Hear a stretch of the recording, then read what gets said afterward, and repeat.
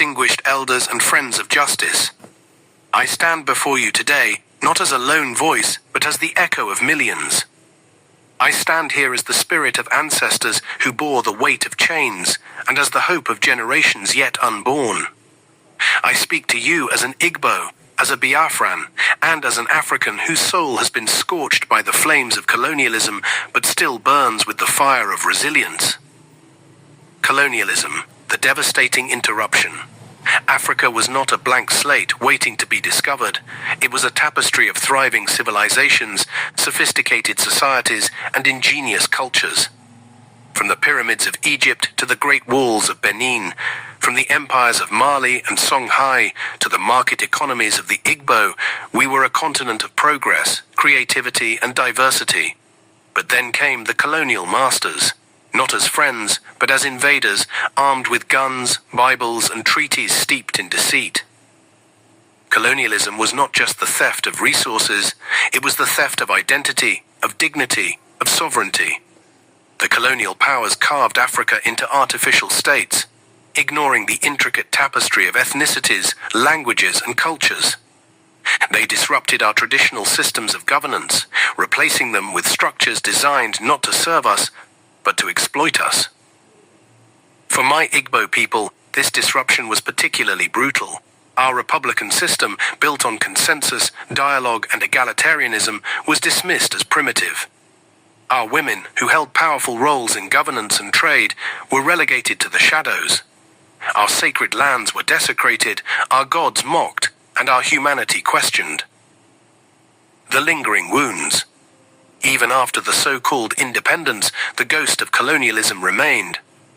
The artificial borders drawn by colonial powers turned us against one another. They lumped together diverse groups with conflicting worldviews and histories, sowing seeds of discord that sprouted into wars, coups, and genocides.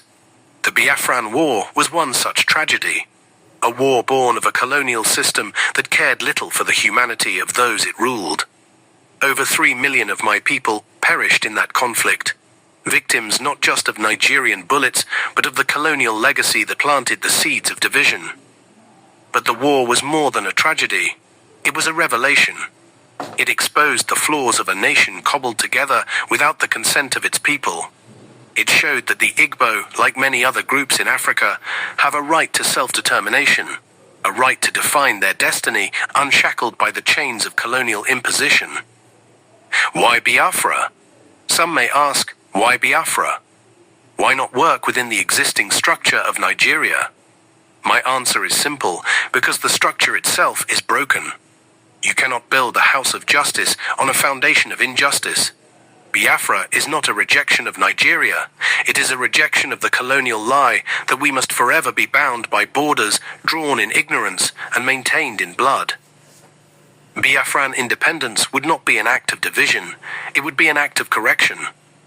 It would be a statement that the Igbo people refuse to be defined by the limitations imposed on them by others. It would be a declaration that we have the right to our own governance, to policies that reflect our values, to an economy that serves our people, and to a future that honors our past. A model for Africa. But Biafra is not just about the Igbo, it is about Africa. Imagine what could happen if every African nation revisited its colonial inheritance and sought to rebuild on the foundation of its indigenous systems. Imagine an Africa where governance is rooted in the traditions of the people, where economies prioritize local development over foreign exploitation, where borders reflect the realities of our histories rather than the whims of colonizers. Biafra can be a beacon of hope, a model for what post-colonial Africa could look like.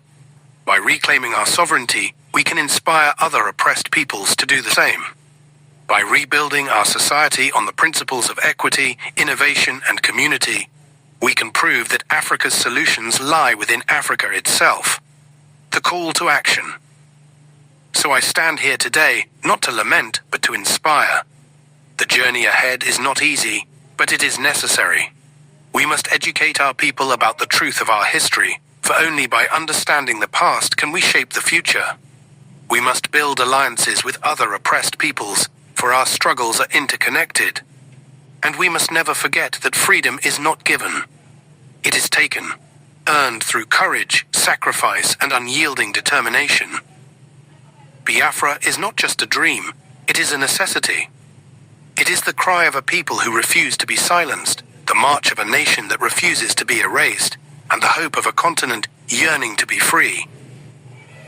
May we rise as Biafrans, as Africans, and as torchbearers of justice. Let us dismantle the relics of colonialism and build a future worthy of our ancestors' sacrifices and our children's aspirations.